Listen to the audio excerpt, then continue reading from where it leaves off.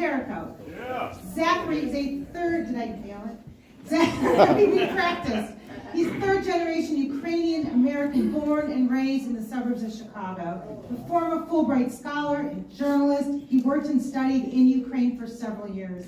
He currently works at Refugee One as their communications manager, helping to tell the stories of refugees and the impact they are having on the community around them. Zachary, please come.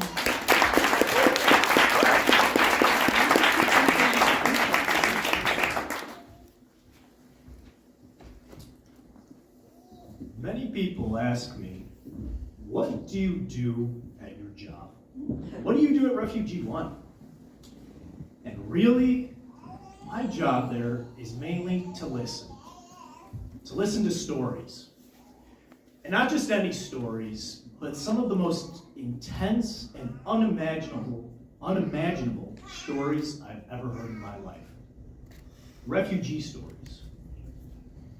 Stories that showcase the best and the worst that humanity has to offer. And in a lot of ways, in this job, it is the most uplifting and hardest job I've ever done. Tonight, I'd like to tell you my story of how I ended up in this job. I come from a family of refugees. My grandparents were from Ukraine. They had to flee in the waning days of World War II as the Soviets swept through the country. They were displaced, scattered across the world, and told to start again.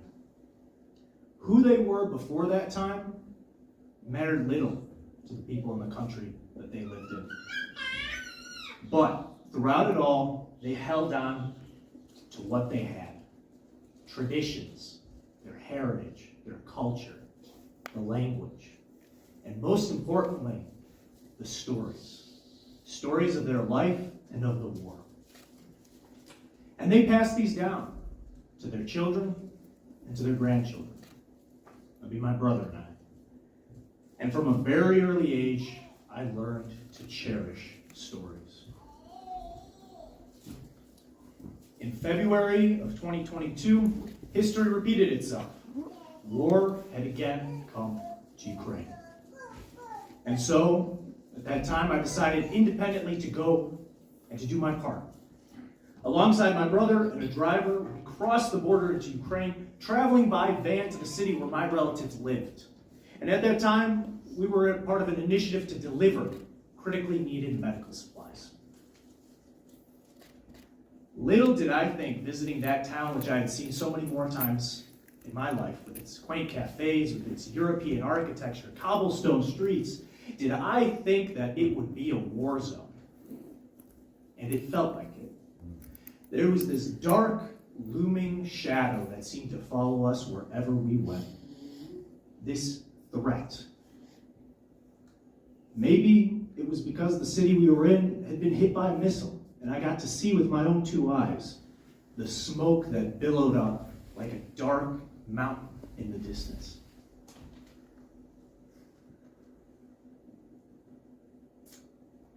However peaceful that city had once been, every day I was there, there was this small little creeping thing in the back of the mind that said, any day could be your last.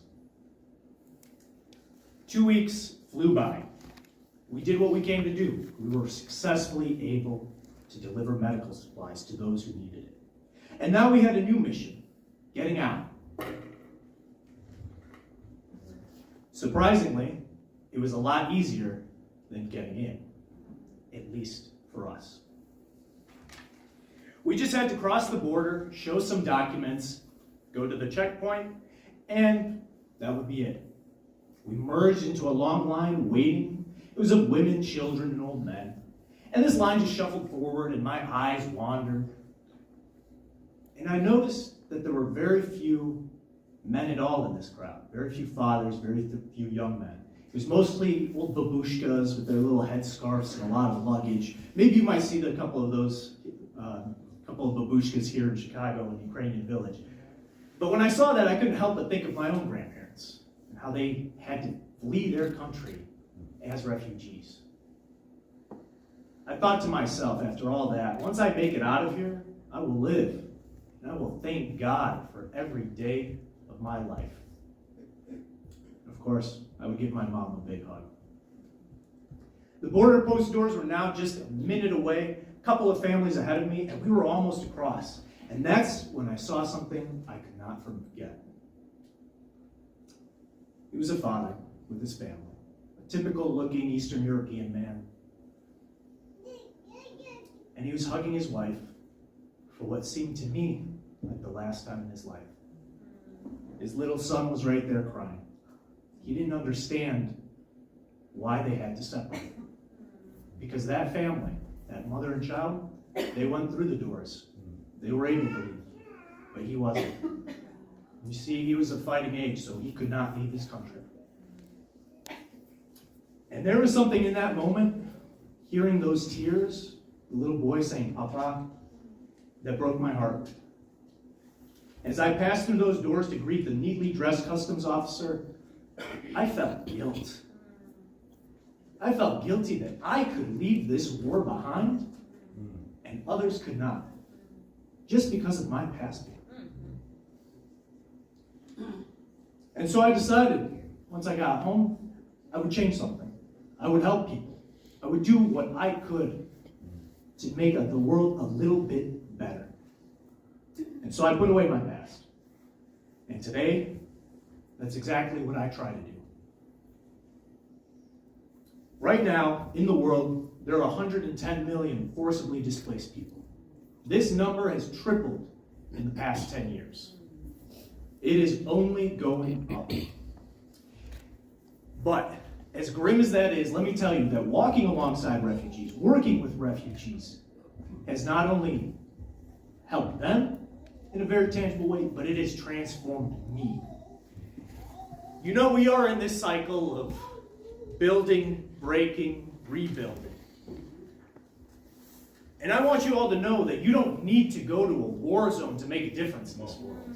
You don't need to do anything that intense. I want you all to realize that here in Chicago, you have all the power you need to help those who are starting again. Thank you all.